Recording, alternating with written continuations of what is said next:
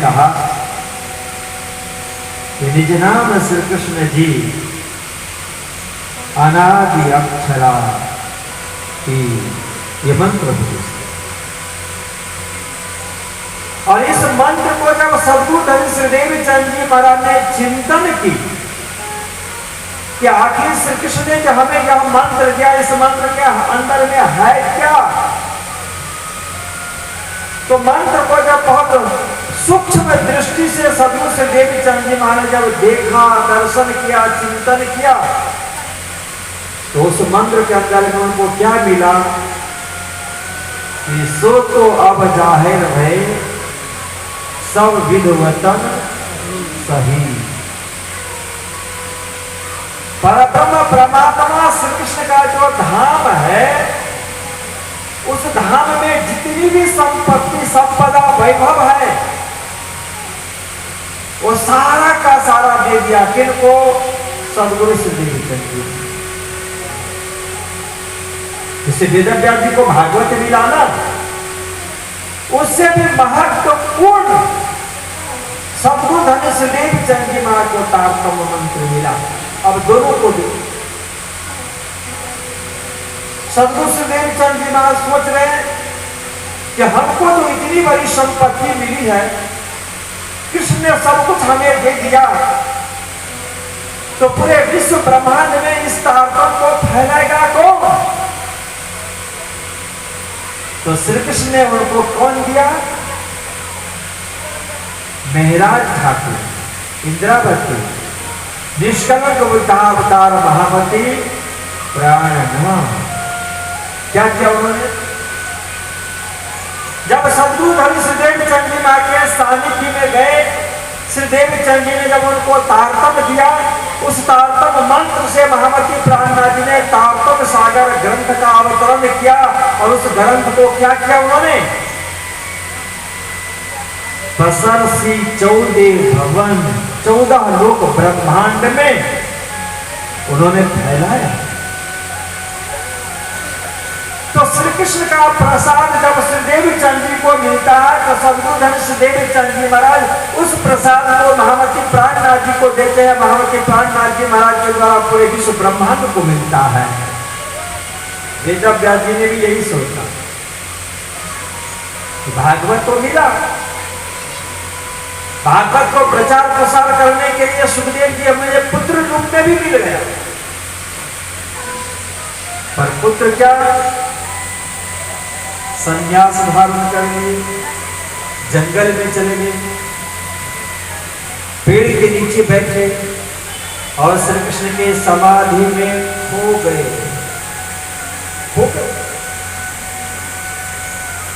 और वेदव्यास जी को एक उपाय सूझता है कि आखिर से भागवत को प्रचार प्रसार करने वाले, श्री कृष्ण को अमृत को पूरे विश्व ब्रह्मांड में वर्षा करने वाले सुखदेव जब ध्यानावस्था में गया, तो फिर कौन करेगा प्रचार प्रसार? वेदव्यास जी ने सोचा कि बस एक उपाय है। देखिए, कृष्ण के नाम में, कृष्ण के रूप में, कृष्ण की लीला में कितना आकर्षण है। देखिए, वेदव्यास जी ने कहा अपने शिष्यों से जो आश्रम में रहते हैं उनको श्रीमद् भागवत शास्त्र का श्लोक उनको कंठस्थ करवा दिया। और फिर अपने शिष्यों से कहा कि जाओ जंगल में समिधा करके ले आओ, कुछ लकड़ियां बटोर करके ले आओ, से यज्ञ करेंगे हर रोज बच्चे जाते हैं। और बच्चों से कहा कि यदि आप जंगल में जाओगे तो जंगल में जानवर होते हैं, उनको देख करके आपको डर लगेगा, आप भयभीत हो जाओगे, तो आप उनसे न डरो। इसके लिए मैं आपको एक उपाय बताता हूँ। क्या उपाय बताया? तो कहा कि जब आपको डर लगे, इस भागवत श्लोक को मंत्र के रूप में आप जाप करना। देखिए, ये हमें भी करना चाहिए। पहले की परंपरा में हम जितने भी हिंदू धर्म के अनुयायी हैं, माता पिता भी भगवत नाम जाप करते थे, हनुमान चालीसा का पाठ करते थे, गायत्री मंत्र का जाप करते थे, भगवान श्री कृष्ण मंत्र का जाप किया करते थे, ओम नमो भगवते वासुदेवाय वगैरह जाप करते थे। पर धीरे धीरे सारी परंपराएं हम भूलते गए। आज के समय में भी हम बच्चों को सिखाते हैं कि यदि आप कहीं दूर जाते हो, अकेले हो जाते हो, डर लगता है, तो आप भूत प्रेत हो, कोई भी हो, तो उसके लिए आप हनुमान चालीसा का पाठ करना, तो उससे भी आपके पास नजदीक कोई नहीं आएगा, भूत पिशाच निकट नहीं आएंगे। यदि हम श्री कृष्ण नामी धर्म के अनुयायी है, सुंदर सादा, तो हम भी अपने बच्चों को सिखाते हैं कि आप निज नाम मंत्र का जाप करना, आप मेहर सागर का पाठ करना, आप विरह के प्रकरण को पाठ करना। तो इससे क्या कि आप निर्भीक हो जाओगे, कोई डर नहीं लगेगा, कोई भय नहीं होगा। ये परंपरा हमें देना ही चाहिए। वेद व्यास जी ने अपने शिष्यों को समझाया, भागवत का श्लोक मंत्र के रूप में रहता है। और देखिए, आपको ऐसा लगता हो भागवत का श्लोक के अंदर में अनंत शक्ति है, और उस शक्ति को वहन कौन कर सकता है ना, वह पात्र चाहिए। जंगल में वेद व्यास का शिष्य भ्रमण कर रहा है, श्लोक बोलता जा रहा है, पर वह भागवत का श्लोक वाणी की तरह काम किसके हृदय में किया? सुखदेव जी महाराज के हृदय। जो आपसे मैंने कहा था ना कि भागवत ग्रंथ और भागवत का श्लोक, भागवत का तत्व, भागवत का अमृत सिर्फ पापियों के लिए ही नहीं है, सिर्फ अर्थार्थियों के लिए ही नहीं है, सिर्फ हम और आप जैसे सामान्य व्यक्तियों के लिए, मानव के लिए ही नहीं है। जो इस संसार सागर से पार उतर चुका है, उनके लिए भी भागवत ग्रंथ एक बहुत बड़ा साधन है, बहुत बड़ा साधन। इसीलिए भागवत के लिए कहा ना, क्या भागवत में कृष्ण रस का जितना भी पान करे ना, कृष्ण रस में एक ऐसा आनंद है कि आप अनंत बारों से पी जाएं, पेट भर जाएगा, पर मन नहीं भरेगा। इच्छा होगी पीते ही जाए, पीते ही जाए, पीते ही जाए, पर नुकसान नहीं करेगा। दुनिया में ऐसा कोई भी पदार्थ नहीं कि जिसको खाने पीने से किसी भी तरह से यूज करने से हम छक नहीं जाते, हर में छक जाते हैं। नाम जाप करने में भी, भगवत का जाप सुनने सुनाने में भी, पर एक कृष्ण रस ही ऐसा रस है, कृष्ण लीला ही ऐसी लीला है कि जिसको जितना बार भी आप सुने उससे आप छकेंगे ही नहीं, मस्ती बढ़ती जाएगी, आनंद मिलता जाएगा, आप उसके अंदर में दीवाना होते जाएंगे। सिर्फ एक कृष्ण रस।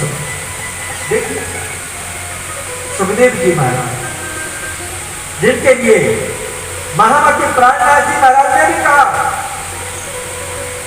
कि श्री सुखदेव जी महाराज ही एक ऐसे व्यक्तित्व पंचवासा के अंदर में जो भाव सागर से पार उतर चुके थे, पार उतर चुके, उनके ऊपर में परब्रह्म परमात्मा की कृपा हुई और परम धाम का संदेश, ब्रह्म प्रियों का संदेश, ब्रह्म सृष्टि का संदेश श्रीमद् भागवत शास्त्र में जब परब्रह्म परमात्मा श्री कृष्ण को भेजना था, तो पात्र दुनिया में खोजा और खोजते खोजते कौन मिले? श्री सुखदेव जी महाराज मिले, जिनके द्वारा भागवत के माध्यम से परम धाम का संदेश श्रीराज जी महाराज श्री कृष्ण ने दिया। बोलो श्री कृष्ण कन्हैया लाल की, श्री सुखदेव जी महाराज की। वो सुखदेव जी समाधि में खो गए हैं, आंख बंद कर, और वो ऐसी वैसी समाधि नहीं है। श्री सुखदेव जी महाराज की वह समाधि है कि जिस समाधि के अंदर में मन में किसी भी तरह का कोई भी संकल्प विकल्प भी नहीं है। जब हम समाधि में जाते हैं, हम लोगों की अभी समाधि की परंपरा है। हम प्रणामी धर्मेंद्र सुंदर साहब की समाधि को चितवनी कहते हैं, पर हमारी चितवनी भी दो भाग में बटी हुई रहती है, जिसे धर्मशास्त्र ने कहा निर्विकल्प और सविकल्प, सविकल्प और निर्विकल्प। जब हम राज समाधि का ध्यान करते हैं तो उस समय में हम मूल विलावा का चिंतन करते हैं। खम्भों का दर्शन होता है, तकियों का दर्शन होता है, गलीचों का दर्शन होता है, कंचन वन के सिंहासन का दर्शन होता है, उसके ऊपर में विराजमान राज समाधि का सुंदर युगल स्वरूप का दर्शन होता है, वस्त्र आभूषण का दर्शन होता है। उस समय में हमारा मन चिंतन करता रहता है। जब हम मन से कभी मूल विलावा का दर्शन करें, कभी 64 खम्भों का दर्शन करें, कभी तकियों का दर्शन करें, कभी गलीचों का दर्शन करें, कभी सिंहासन का कंचन वन का दर्शन करें, कभी राज्य का चरण का दर्शन करें, कभी राज्य महाराज का घुटने का दर्शन करें, कभी जान का दर्शन करें, कभी कमर का दर्शन करें, एक के बाद एक जब आता है ना स्वरूप, वो सविकल्प समाधि कहलाता है। कि आपका मन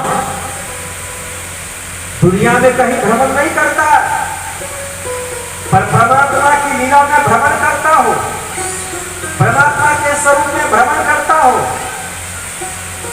परमात्मा के सुंदर वस्त्र आभूषण में भ्रमण करता हो, उनकी लीला में भ्रमण करता हो, परमात्मा में ही भ्रमण कर रहा है, पर फिर भी वो सविकल्प कहलाए। पर निर्विकल्प कब?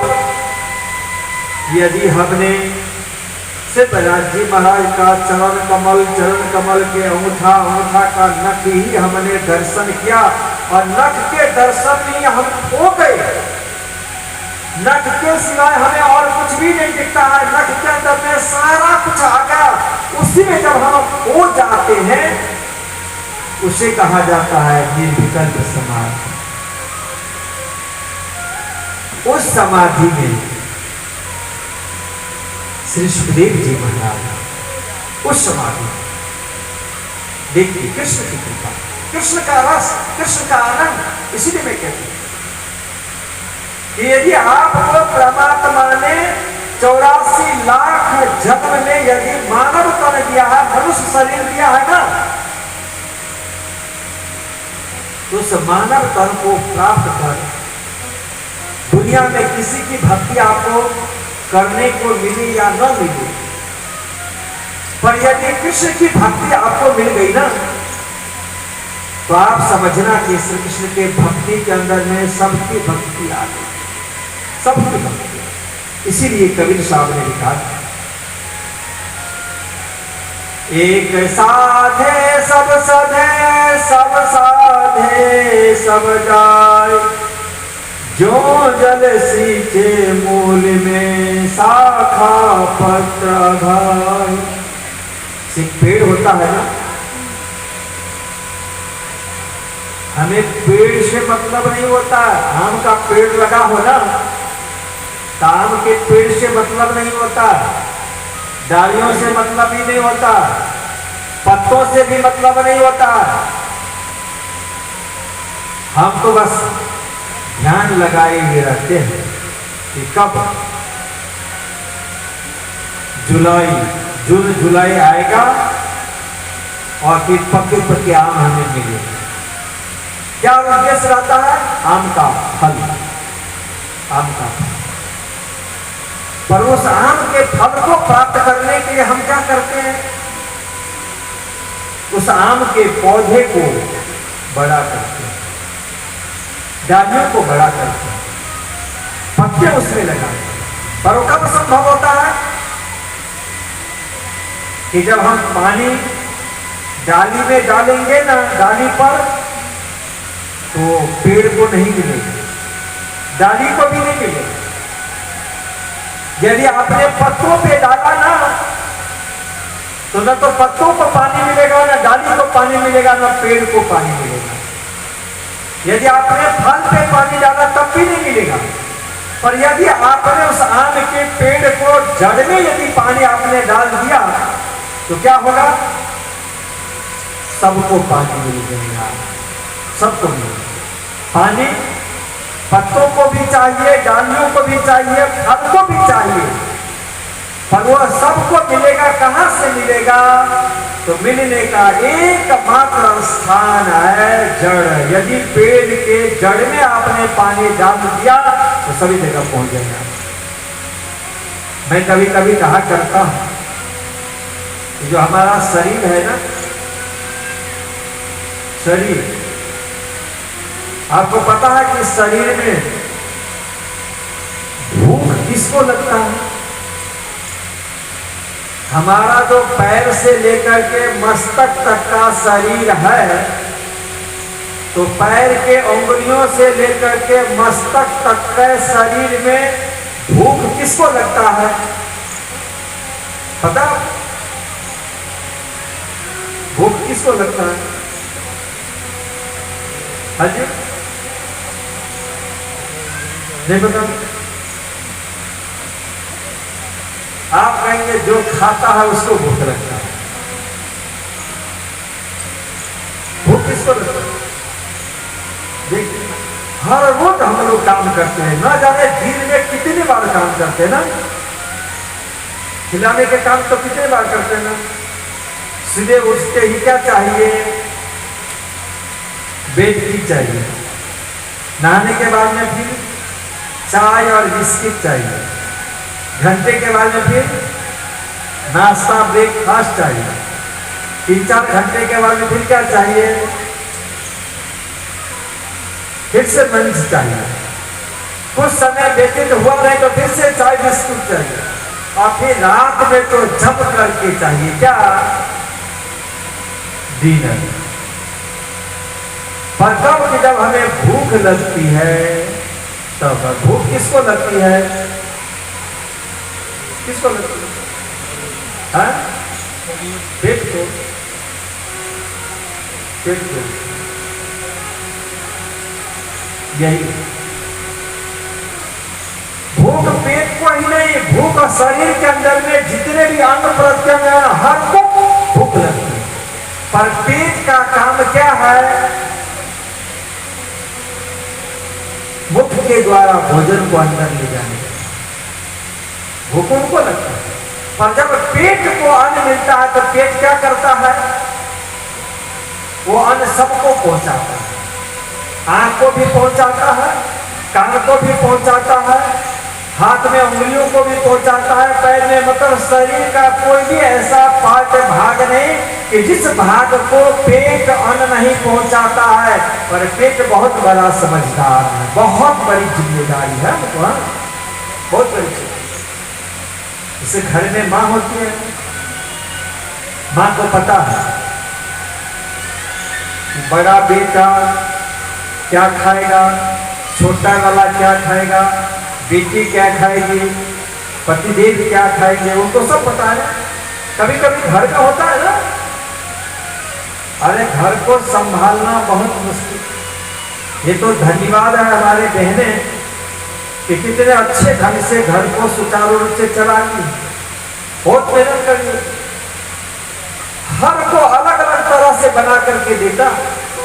इसी तरह से पेट भी, आंख को क्या चाहिए, कान को क्या चाहिए, नाक को क्या चाहिए, गले को क्या चाहिए, जुबान को क्या चाहिए, हर एक को जो जो चाहिए ना वो तैयार कर करके भेजता है। हम भोजन, आपने देखा कि आंख को किसी ने भोजन कराया हो?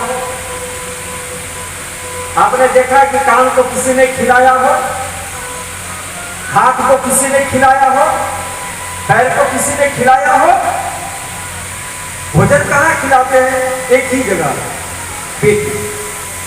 इसी तरह से धर्मशास्त्र ने भी कहा कि यदि आपको फल प्राप्त करना है तो पेड़ के जड़ में आप पानी डालेंगे, सबको मिल जाएगा, अलग अलग डालने की आवश्यकता नहीं पड़ेगी। यदि आपको भी परमात्मा ने मानव तन दिया हो तो मानव तन प्राप्त कर लेने के बाद में हर मनुष्य का एक कर्तव्य बनता है कि अपने जीवन में कम से कम 5 को प्राप्त करना चाहिए। यदि परमात्मा ने आपको मानव तन दिया है तो एक मानव को कम से कम जीवन में कोई ना कोई सहारा के लिए संत चाहिए। संत, बिना संत का जीवन हमारा निरर्थक हो जाता है। जीवन एक संत चाहिए। संत जब हमें मिलते हैं तो संत हमें मंत्र देते हैं, मंत्र से हमें ग्रंथ मिलता है और ग्रंथ से फिर हमें चलने के लिए, जीवन निर्वाह करने के लिए, आध्यात्मिक शक्ति प्राप्त करने के लिए, भविष्य को उज्जवल बनाने के लिए हमें एक पंथ, रास्ता मिलता है। और जब हमें रास्ता मिल जाता है तो फिर रास्ते का एक मंजिल होता है, जिस मंजिल का नाम है कंठ परमात्मा, वह परमात्मा मिलता है। इसीलिए जीवन में संत, मंत्र, ग्रंथ, पंथ और कंठ परमात्मा होना बहुत अनिवार्य है, चाहिए। यदि हमें परमात्मा ने मानव तन दिया और मानव तन प्राप्त कर लेने के बाद में यदि संयोग बस कहीं से भी घूमते फिरते यदि हमें कृष्ण भक्ति मिल गया हो ना, तो फिर हमें क्षण भर मात्र के लिए देर नहीं लगनी चाहिए। अपने आप को समर्पित कर देना, समर्पित कर देना। इसीलिए धर्मशास्त्र ने कहा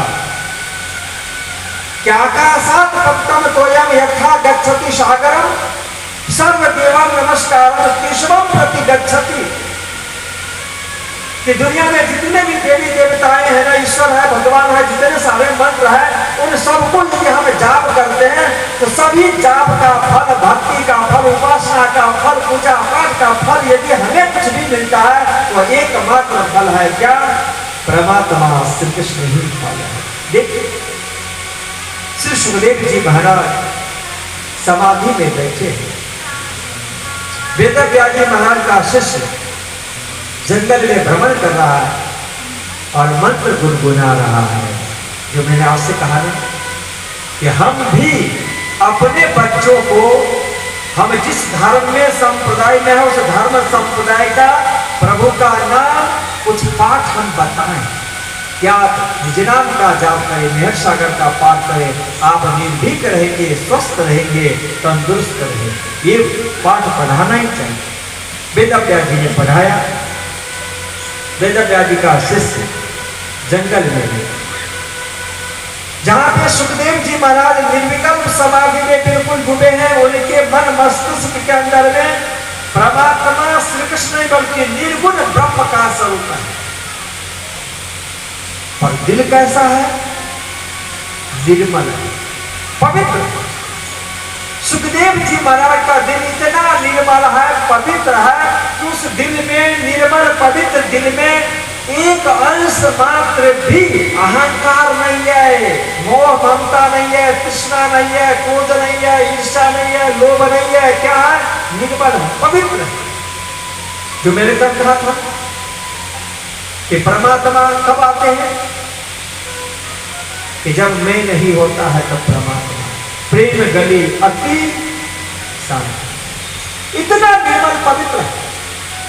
और उस निर्मल पवित्र दिल के पास जाकर के जैसे वेदव्यास जी महाराज का शिष्य ने भागवत का श्लोक उच्चारण किया, जिस श्लोक के अंदर में परमात्मा श्री कृष्ण का सुंदर स्वरूप समाया हुआ था, वही श्लोक उच्चारण किया गया। वेदव्यास जी ने सिखा, बरहा पीड बनत वर बपु कर्णयो कर्णिकारम विभ्रदवास कनपत कनक कपिशं वैजयन्तीं जमालां रंध्रान वेणोरदर सुदया पूरयन गोपविन्दे वृन्दारण्यं सपदरमणं प्राविशद्गीत कीर्ति। जैसे इस भागवत का श्लोक का उच्चारण किया गया, इस मंत्र का उच्चारण किया गया, तो इस श्लोक रूपी मंत्रात्मक श्लोक के अंदर में परमात्मा सकृष्ण का सुंदर स्वरूप समाया हुआ था। मंत्र सदैव चेतन होता है, स्वरूपवान होता है, हमें दिखता है श्लोक के रूप में, निर्गुण रूप में, निराकार रूप में, पर उसी निर्गुण निराकार के अंदर में छुपा हुआ रहता है परमात्मा का सुंदर स्वरूप, सगुण साकार स्वरूप छुपा हुआ रहता है।